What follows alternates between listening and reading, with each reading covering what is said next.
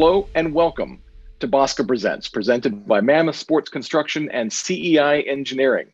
My name is John Hartwell, and I am the creative director behind HARTWELL Studio Works, a sports branding shop serving the small college athletics market. BOSCA Presents is a webinar series featuring athletics leaders discussing topics of importance for the small college athletics community. Our topic today is maximizing the role of the senior woman administrator. Audience participation is encouraged, and we will have opportunity for our guests to answer your questions after the presentation. Please use the chat box to direct your questions to me, and I will ask them to our guests at the end, if time allowing. A quick reminder that we are recording both audio and video, both of which will be available later on the web.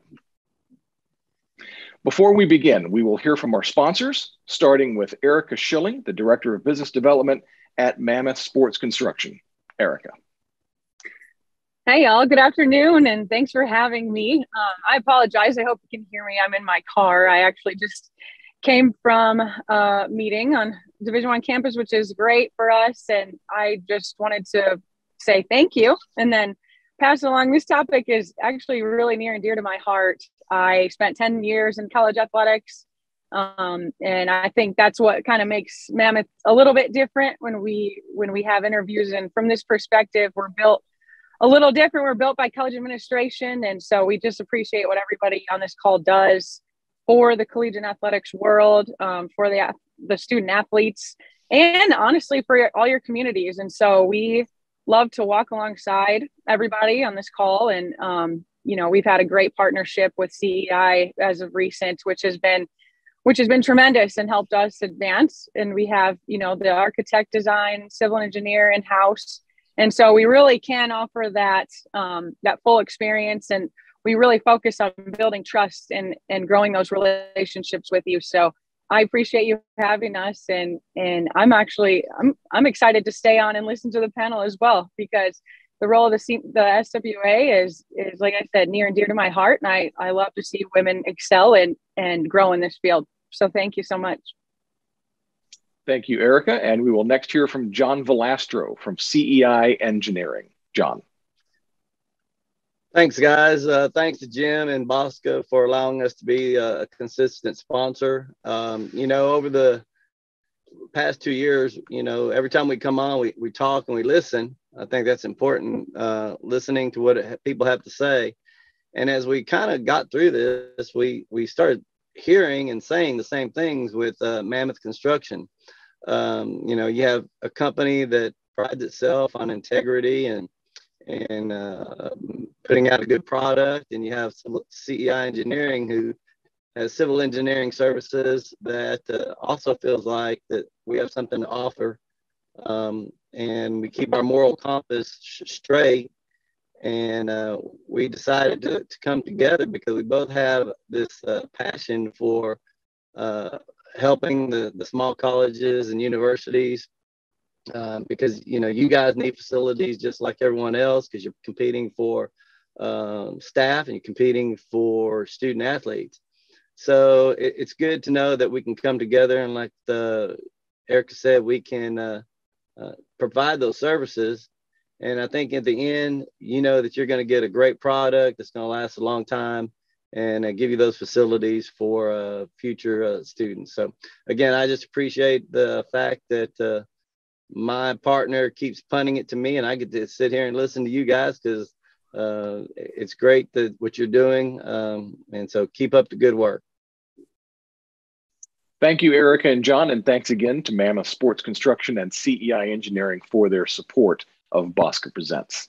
To get us started, please welcome our moderator. Please welcome the founder of the Business of Small College Athletics, Jim Abbott. Jim. Hey, John, thank you very much. And thanks to everyone for participating today. We have an important topic to discuss, and I'm excited, like I hope all of our attendees are, to learn something more and to gain some insight. I want to remind folks that if you enjoy today's session, then you ought to think about joining us for the Business of Small College Athletics Workshop. We're going to host that again this year, July 17th through the 19th in Oklahoma City.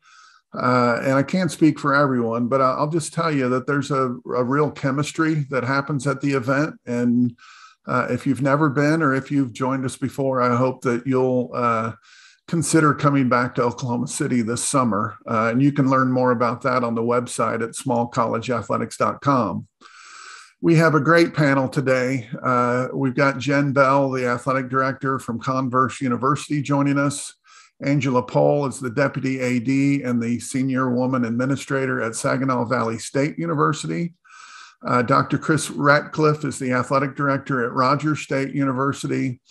And our moderator today is BOSCA board member, Kristy Bayer, who is the athletic director at Rockhurst University.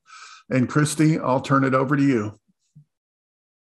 Thank you, Jim. I'm excited to be a part of this today, and thank you all for attending. There is no doubt that the SWA designation was extremely vital to my career, and I would not be where I am today if it wasn't, for this role. In addition, it's a value add to the departments, as well as it just enhances leadership opportunities for women that would not be there without this designation. And we know it's not perfect, and we'll get into that a little bit today. Although not perfect, it's definitely something that's necessary. So we'll just get right into it. The first question for our panel is, what are the primary responsibilities of the SWAs that you have worked with? And how have those responsibilities grown or changed over the years? Kristy, thank you. I think I get to go first, and thank you everyone for this opportunity. As a former SWA, I echo what Kristy said. I would not be in my current role if I had not been an SWA and had been given those opportunities. To see it evolve from really just a title, because I was a female on staff, one of very few females on staff at my first institution, to a role that had major decision-making opportunities and being able to sit at the table in those senior leadership meetings and overseeing various duties such as budgets and the SAC and compliance, but also Title IX components and student athlete welfare components. And now our SWA has, she's even part of the hirings and firings and those discipline conversations with student athletes and with staff and all of those major decisions. So what started out as just a title, because we felt we had to have that, has turned into something much greater. And it does give a senior ranking female, the voice at the table for other women within the, in the department, but also for student athletes. And that's male and female, just having that female perspective. So just so appreciate that the role being created for women and, just seeing that growth because it's come a long way in my career for sure. Yeah, I agree with you completely, Jen. 20 years ago, you talk about it being a title. Our head women's basketball coach served as a senior woman administrator. But she took full advantage of that opportunity, and it was not in name only. She made the most of that designation. She took on significant administrative responsibilities, policy development, best practices for business operations and budgeting, because she wanted to move into an administrative role.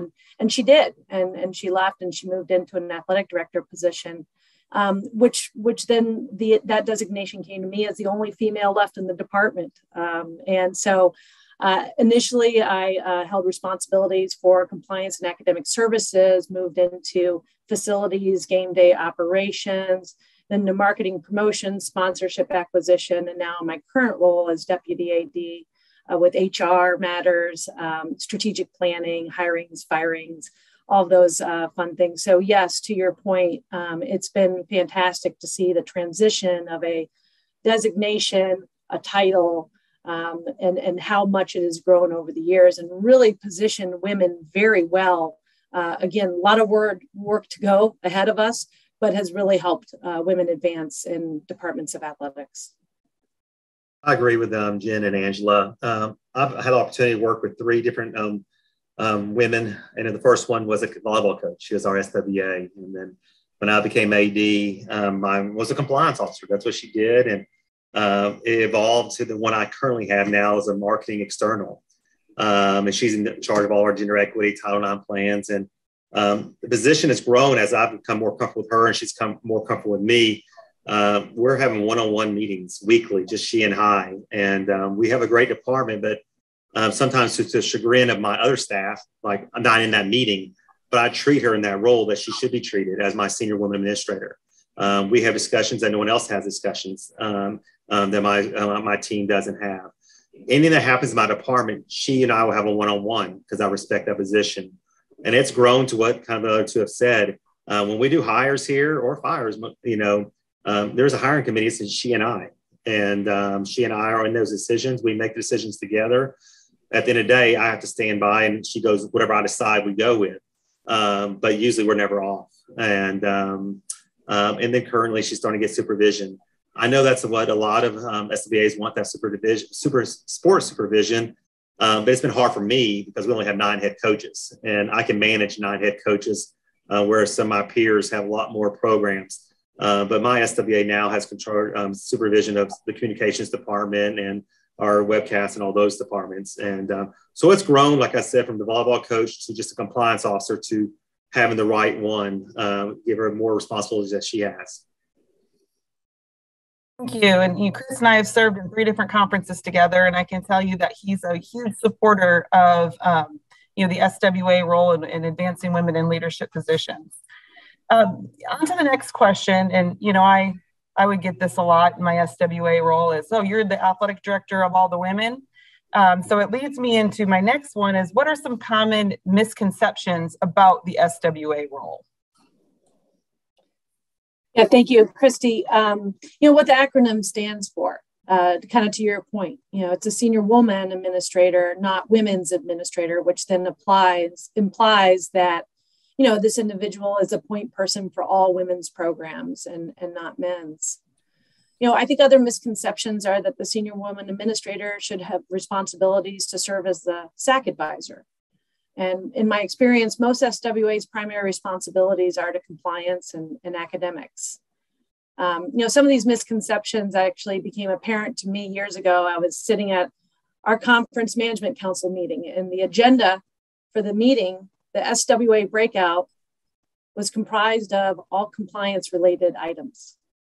And, I took a moment to talk with the group about, if we want to talk about compliance related items, we should have a compliance breakout, but we should talk about senior woman administrator agenda items. And so our meetings have kind of morphed a little bit, and we're talking about higher level decision-making and things that we're doing on campus that impact the entire athletics department. So that's a little bit of the experience that I've had with some misconceptions about that role.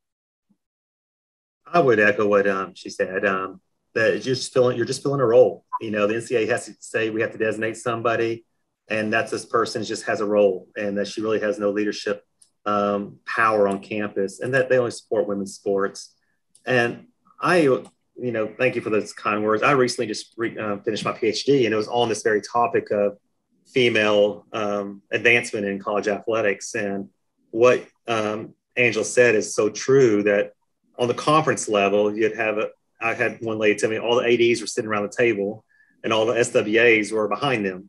And it's like not having that voice. And then you're looking at, you're just filling a role. And that's some of the misconceptions, that the SWA is just a role and they can't provide the valuable input that we all need, a different perspective. And, but I've seen that from different conferences, 3 conferences I've been in, and having just as a role or actually being involved. And I think that's one of the common misconceptions, that basically we're just trying to fill a role, or they only support women, like Angela said.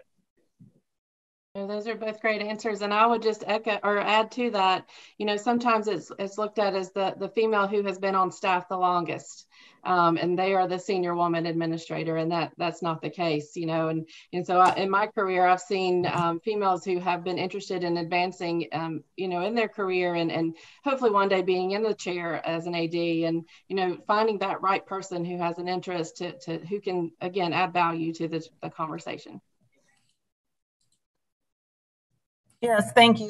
One thing that I was thinking of too is, sometimes they assign roles that they think women would be good at, as maybe a nurturing or a caring role, or, someone that deals with parent complaints or parent issues. And sometimes that may not be in the best skill set of that individual. So it's more not looking at the gender, but looking at that individual. Chris, you had mentioned integrating your SWA into decision-making situations. So, to the panel, how can the SWA be best integrated into that decision-making process within the athletic department, but also within the conference and on campus? Thank you, Kristy. The AD has to have that mindset that this is a value-added position, that the position of SWA is valuable to them. You're getting diversity of thought, you're getting diversity in general. We all think different, and having a different perspective is key, and you have to integrate them into this decision-making process. You need different voices in the room so I can be successful as an AD, and it can't just be me running this ship. And I think it's very key, and Kristy was one of the, I dealt with Kristy a lot, getting them involved in conference level, campus. My SWA is on several very key committees on campus. She's ran the Hartman Conference when the Hartman Conference was around. She ran the whole basketball tournament. I mean, getting involved in NCAA committees to get that valuable experience, and she's learning the SWA and bringing that knowledge back to campus to help us in our decision making. But the AD has to integrate, her into the position. And like I previously said, we have one-on-one meetings. If something comes up, she's the first one I'm calling, just to have that dialogue and showing that she is valued. And this is helps me have a sounding board. But we have one-on-ones, and like I said, understand its position is valuable. Chris, I'm glad you used that word value, because when I first started here at Converse, I felt like our SWA didn't have a seat at the table, but two, had never really been part of big decisions. Well, as a new AD, I needed someone to be part of those big decisions. I didn't want to shoulder all of that responsibility. So just giving her that opportunity, and then women leaders was big too. When I came on board, I had been part of women leaders for many years, and she had been a member, but she had never been to the convention. So just giving her that opportunity to go to that convention, for lack of a better way of saying it, really rocked her world. She came back invigorated and ready to share with our entire department. For those of us that have been, to different conventions and whatnot, that's just what that does. But for the first time in her career, she was able to do that, and just what a difference it made in her life. But being part of that leadership team, our leadership team, we have 3 executive leaders. We have a deputy AD, myself, and our SWA, and the 3 of us really make all those decisions together, and just so thankful for those different perspectives. But you mentioned, Chris, the committees, campus, conference, and NCAA. The first time I approached our SWA about being on an NCAA committee, big eyes, right? And she had never been offered that opportunity, but now we're seeking those opportunities. And she's been a big part in some of those bigger committees within the conference. And there are several meetings on campus, not just because I don't have time, but she needs to be that person to represent our department, and does so in such a good way. But to have those different perspectives, or her different perspective, and all of those meetings has definitely made us stronger as a team and as a department. Yeah, thank you, Chris and Jenn. Much of what you said, I probably would just repeat myself, but I admire, and you can tell when your AD and your SWA are in lockstep, and you see that more often than not. And assuming you've got a trustworthy, a genuine relationship, the SWA should be included within the athletic department, as you mentioned, Jenn, on the senior leadership team, and involved with all major budgetary decisions and facility enhancement considerations and policies and personnel matters. Having sports supervisor experience is very important, and traveling with teams is really critical to getting an understanding of how your teams and the culture in that team and in the department is working. And leading searches for vacant positions within the athletics department is a great opportunity for growth. And pending day-to-day responsibilities and workload, as you had mentioned, Chris, being on a tournament director for an NCAA tournament or conference. And across campus, minimally, your SWA should be meeting on an annual basis with the president, the FAR, and the compliance professional, unless she is the compliance professional, on all the NCAA legislation and bylaw revisions and proposals. Visibility across campus really matters. The SWA should make herself known across campus by attending events and being an active participant in events. This is really going to help facilitate inclusion across campus in decision-making outside of even the athletics department. And serving on campus-wide committees, as you mentioned, Chris, that especially where there might be interaction between, the athletics department and that area across campus. And at the conference level, SWAs should be in the same meetings with the ADs. Why not? Two heads are better than one, and the same is true for ears. Especially as we've transitioned into this virtual meetings, there's so many distractions when you're on your Zoom calls. You get text messages and phone calls and emails. And when you're virtual, and we're all guilty of it, you're more tempted to respond to those distractions. And so, hearing that information firsthand, simultaneously, really helps to expedite those conversations that are inevitably going to be had, between the AD and the SWA after the conference call. So why not sit in with them? And conferences should actively nominate SWAs for ranking committees and many of the other committees, and also serve as chair for conference committees.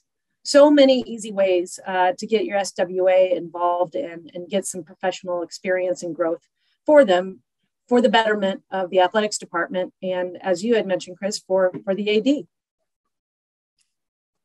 Yeah, I'm glad you mentioned, conference leadership, because I think that is extremely important. And the conference commissioner is very important in promoting this role. And I know I was blessed with two great commissioners when I was SWA, and Will Pruitt and Mike Racy. And, they value the SWA role and the SWA in the room.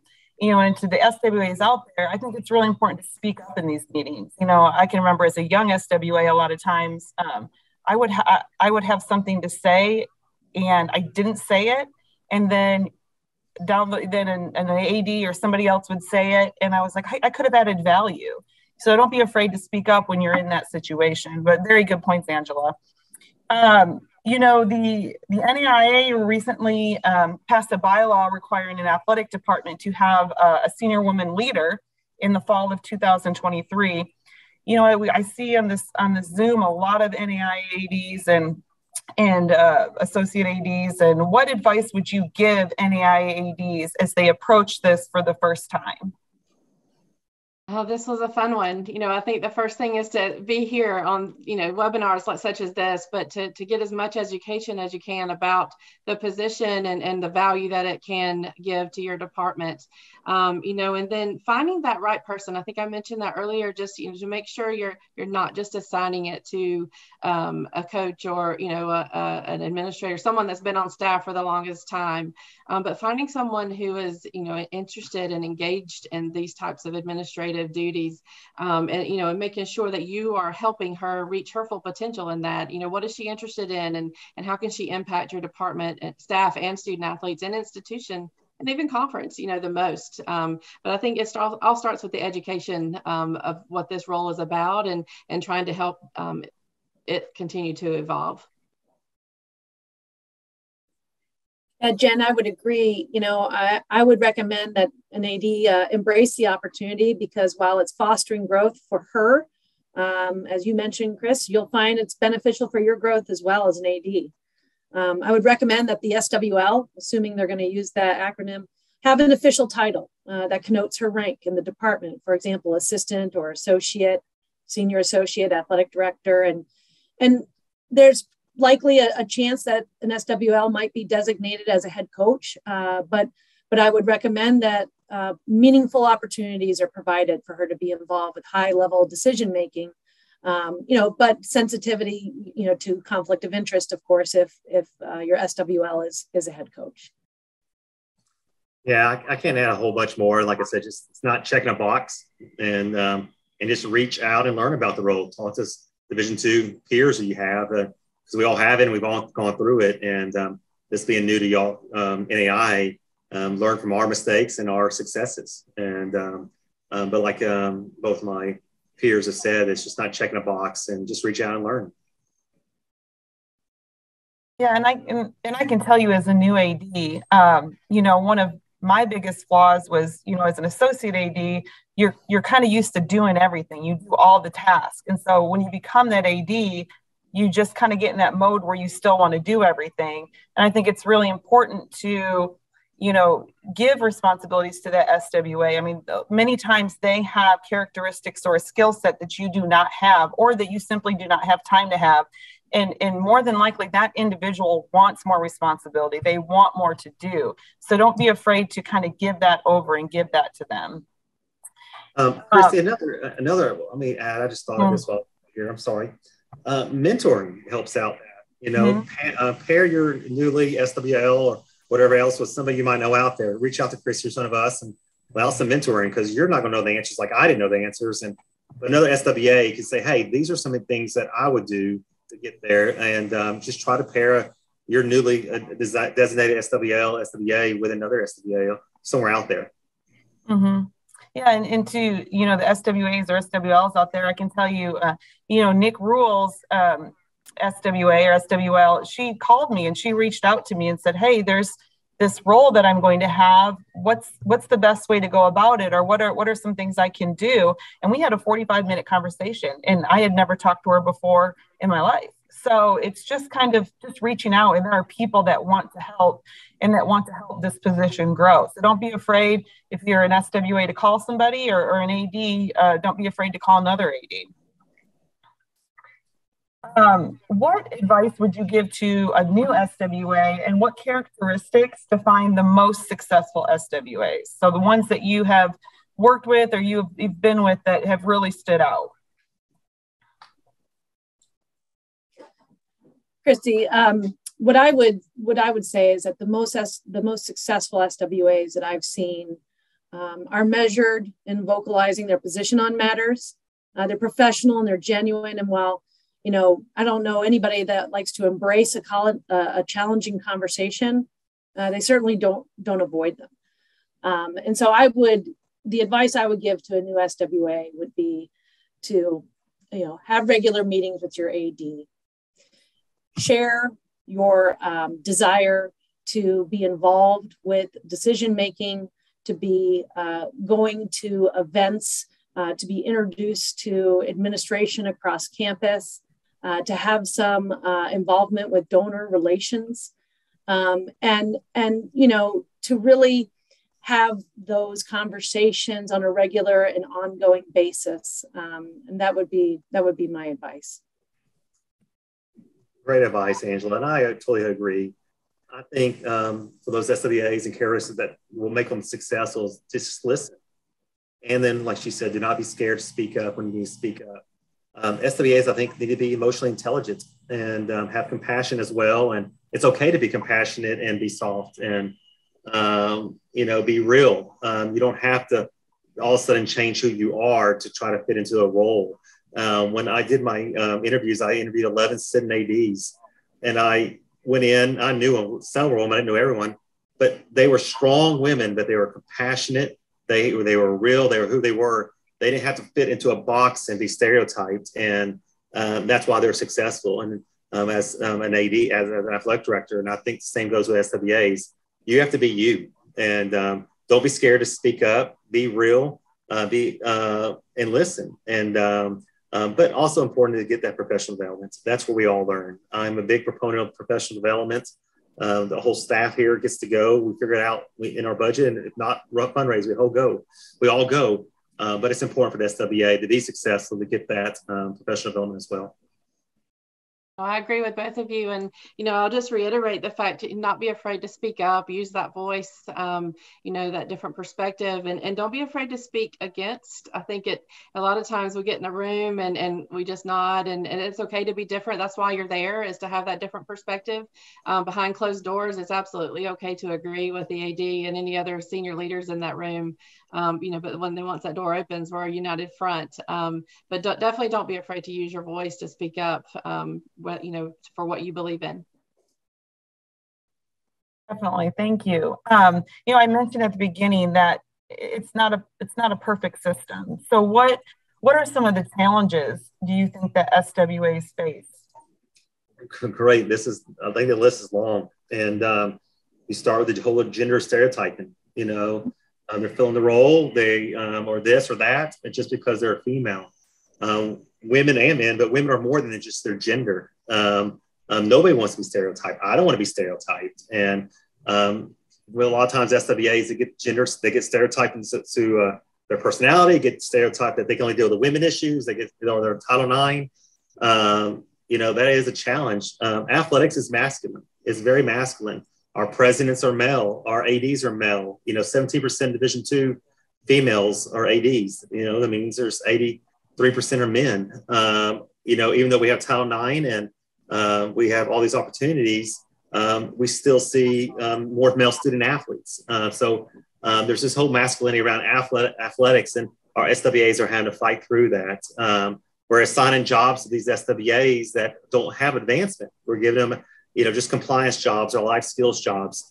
Like I think Angela said it, you know, give them the opportunity to fundraise. I think it's another challenge that SWAs have is the whole glass ceiling that they have, that they can't advance into the next role, and frustrations with that. And then they become bitter on campus because, you know, I have an SWA who's awesome, but she can't get that job. And then she becomes frustrated and sees some of the challenges of not being able to advance in our industry. And then I think the last challenge, I think the lack of mentoring for our SWAs. We need more mentoring opportunities with male ADs, with female ADs.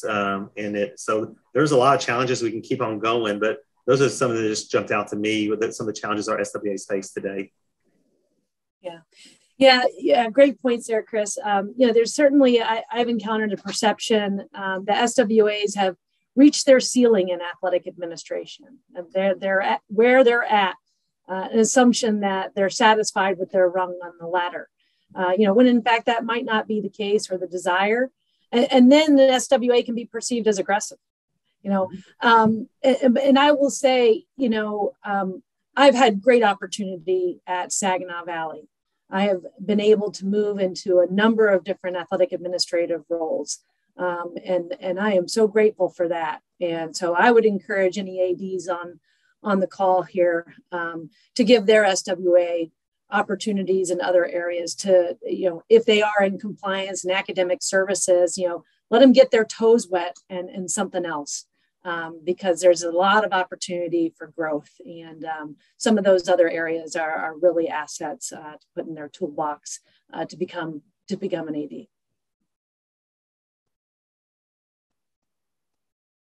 Mute. First time ever not. Both of you give great points with that. And, you know, that viewed as aggressive, Angela, that you mentioned, you know, and I think that's where I was a couple of institutions ago. And, you know, but at some point we do have to be aggressive to go after what we want, you know, in that role. So just, you know, there's a fine line there, of course, but making sure that the understanding is there, you know, what we're trying to go for and working with your AD. You know, the good old boy system came to mind when I first saw this question, when Jim emailed them out, and what that means, you know, what that looks like, and being, you know, male dominant in a male dominant world, as Chris mentioned, that's the facts. And so there's only one way to change it is to continue to educate and to bring more women up the ladder, as we've already mentioned. You know, we keep saying bring on or take on some more responsibilities, you know, but I think one of the challenges is oftentimes, as we've said, oh, she can do it. You know, women can handle it. She can handle it over and over again, but at a point where it's too much. So, you know, that is a challenge, I think, just as an SWA we often see. But for us as ADs to recognize that and to, again, to ask what they're interested in being part of and letting them dip their toe in other areas as well. Yeah, thank you. All good responses. I think it's also important to talk to your SWA about their professional goals. You know, some want to be an AD, some want to be a senior associate AD or deputy AD, and that's fine. I mean, not everybody ascends to the athletic director chair or wants that. So I think it's really important to talk to your SWA about their professional goals so that you can help reach them. You know, just a reminder as we get to the tail end of our scripted questions that we have, feel free to put any questions that you might have in the chat, and we will respond to those at the conclusion of our questions. But really, I would encourage you to put questions in the chat, anything that you want to know about this SWA role. What can an AD or an athletic department or conference office do to provide the best opportunity for success for SWAs? Sure. Real simple, in my opinion. It's provide meaningful opportunities and give your SWA a voice, a seat at the table, and the ability to make a positive impact. That sounds like a mission statement. That's awesome. And I would add, providing those resources, as Chris mentioned, he's found a way within his staff to send, the bulk of his administration to whatever professional development, but just finding a way. And that was something that was important to me as an SWA and still is. And so I was able to pass that along, but finding those resources, whether it's the conference or the institutional level, to make sure that professional development is a high priority. I just want to echo exactly what I said. Just be an advocate.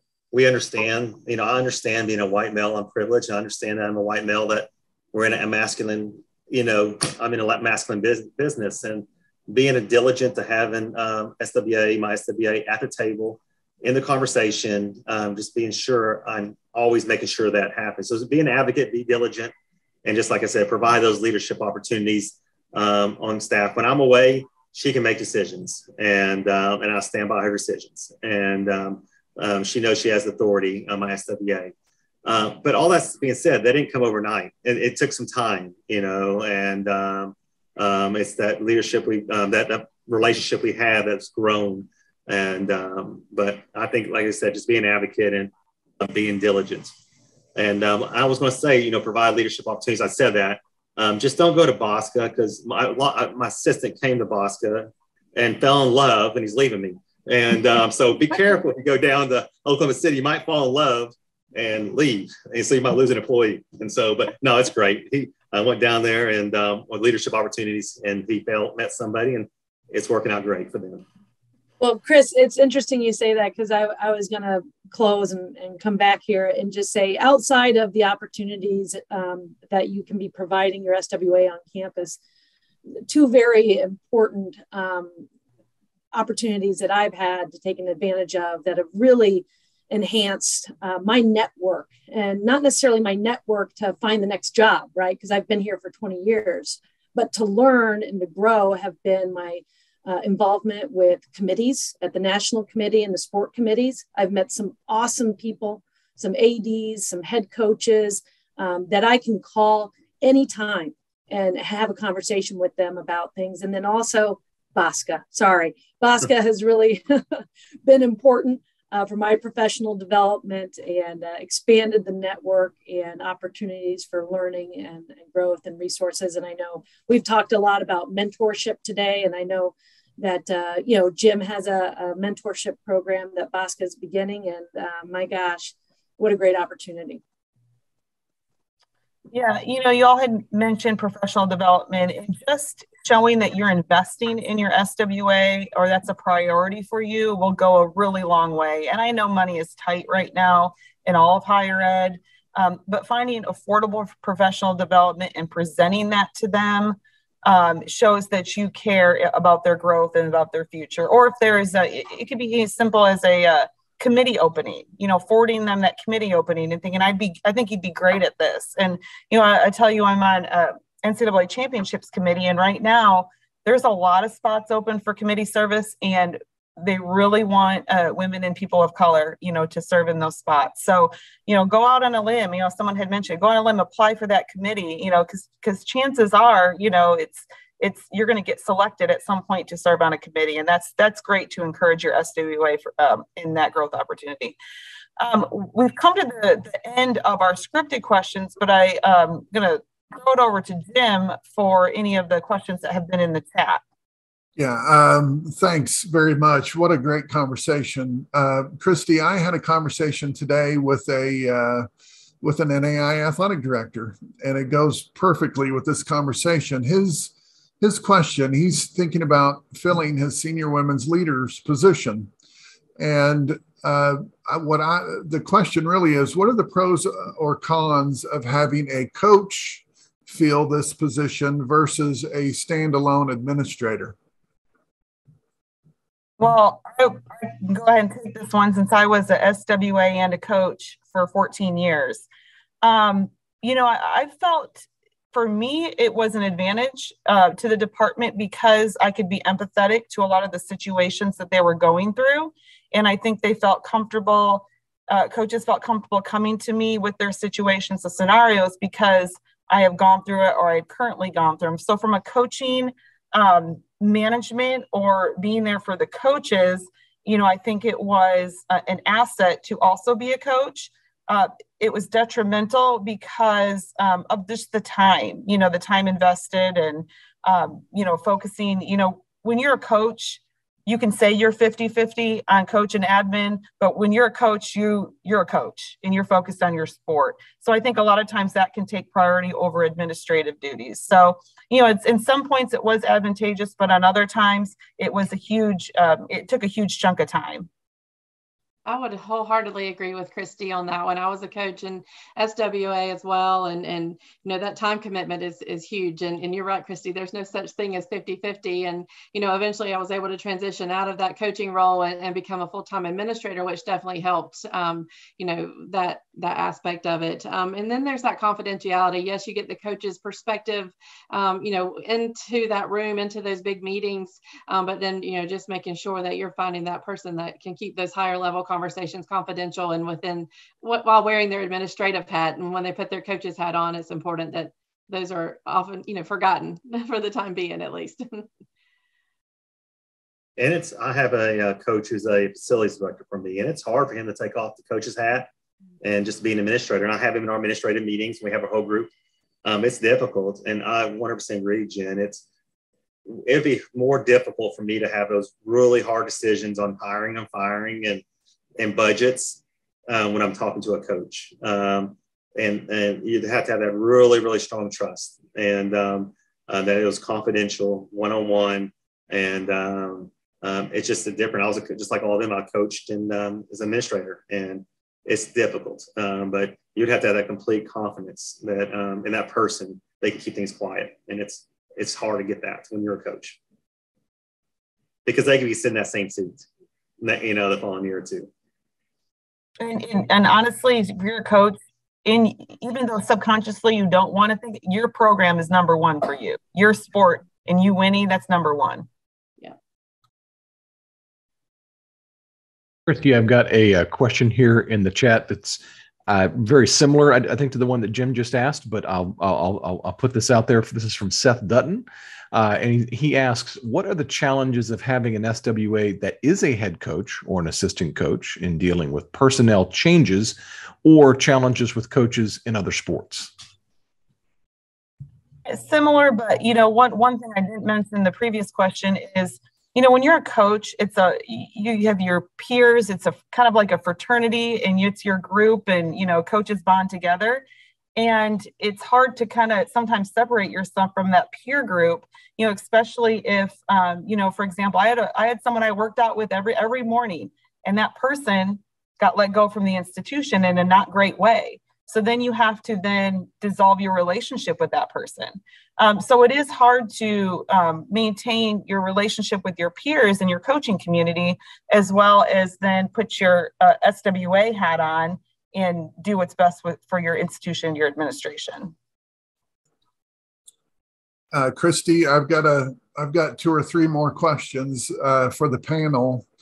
And here's a good one. The question is, if our AD isn't utilizing us, so this question is coming from an SWA, if our AD isn't utilizing us, what steps can we take to improve our position? Angela, do you want to take that one as a current SWA? I have had the opposite experience at Saginaw Valley. Mm-hmm. And so what I would recommend is that you have a one-on-one with your athletic director, assuming you haven't done that already, to share your thoughts and feelings about how you are fulfilling or not the SWA role. And it has a description of what types of activities and discussions and involvements SWA should be having. That's in text on the NCAA website. And I would talk about how we can start to allow you to fulfill that role in a more meaningful manner. What can we start with? Can we start with meetings once a week for 30 minutes? And maybe you can share with me, the ins and outs of the athletic department budget and how we divvy up funds for scholarships and operating, and approach it in a way that might initially be help mentor me, and as a way to gain that exposure, that experience, and that trust, and then allow that to grow into something more meaningful. So, maybe some baby steps. And there's situations where you can, and that's a great point, but you could do that and nothing's going to change and it's not going to work. And if that's the case, do something on your own. Volunteer to be on campus committees, volunteer to be on, community organizations or community committees, volunteer to be on NCAA committees or take leadership within your conference. You don't need your AD's go ahead and do a lot of those things. So if you're not getting that support from your AD, that's, first of all, that's unfortunate. But second of all, go out and seek those opportunities without him or her. Okay, Kristy, I've got another question for you. And the question is, what are the biggest mistakes that you made in establishing or growing the SWA position? I'll let Chris take this one to start. I think I've always been want to do everything myself, and trying, at my previous institution, I did everything myself. Yes, my SWA and I were close, but I didn't see she didn't get the growth she needed until I moved to my next institution. When I realized the mistakes I made as a young AD, I don't need to do it all by myself. We have a team. There's a team here, and I don't care if we get the credit or not. Who gets it? As long as we get it done. And so some of the mistakes I had is not giving enough leadership roles to my SWA and trust in my SWA. Like I said, it takes time to earn that trust, but I made sure I did it when I moved to my next institution. Let go of things, to focus on the big pictures and allow the people around me to do what they do great, and especially taking my SWA by side.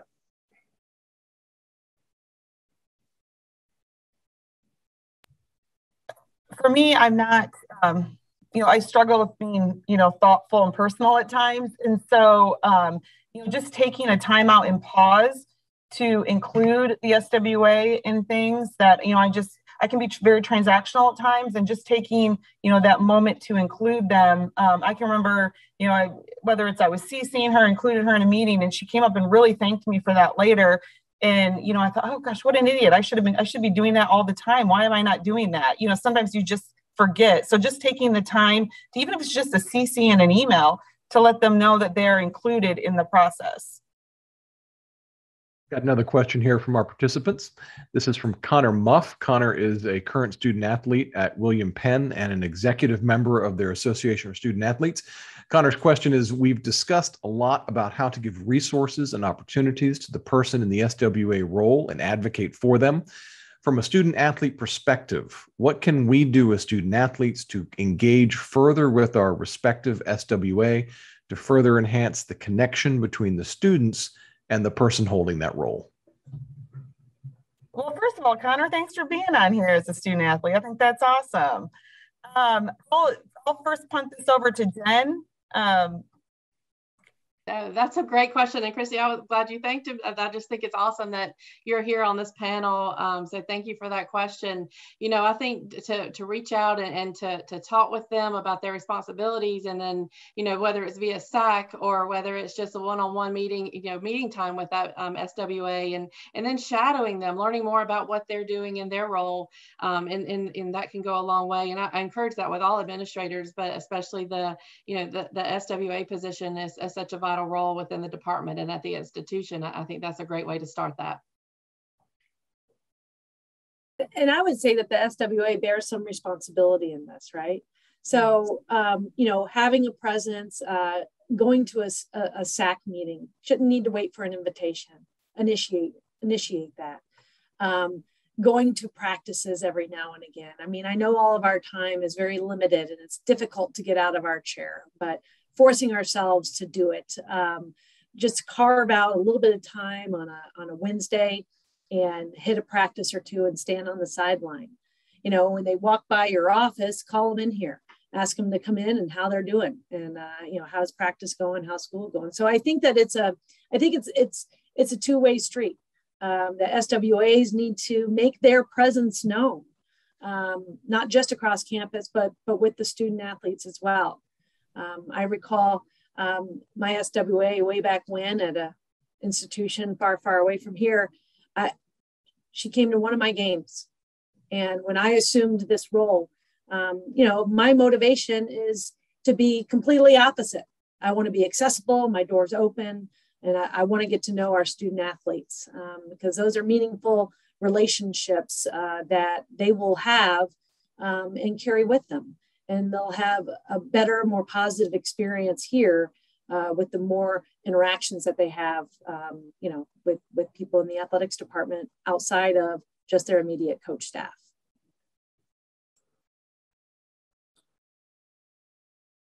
Well, Kristy, I'm gonna hop in here because I don't have any other questions. I'm grateful that I just spent this hour on this topic, and I want to thank you, Kristy, and Jenn, and Angela, and Chris for being so articulate and well spoken. You know, Chris mentioned that his assistant came to BOSCA and fell in love, and now he's leaving. And I can't guarantee that you'll fall in love if you come to BOSCA, but I can guarantee that you'll participate in lots of conversations like this. You know, I mentioned there is a chemistry, and part of the chemistry really is just this desire to meet new people and to broaden your network and to learn and get better and just be as good as you can be on your campus and in your position. So I want to give a virtual round of applause to our panelists for doing a fabulous job, and a thank you to everyone who participated today. If you have ideas for sessions you'd like to see in the future, please let me know. And certainly if there's anything I can do for you, I'm retired now, so I've got a lot of time on my hands. If I can help you in any way, please feel free to reach out. My thanks again to Mammoth Sports Construction and CEI Engineering. And thanks again and have a great day. Thank you.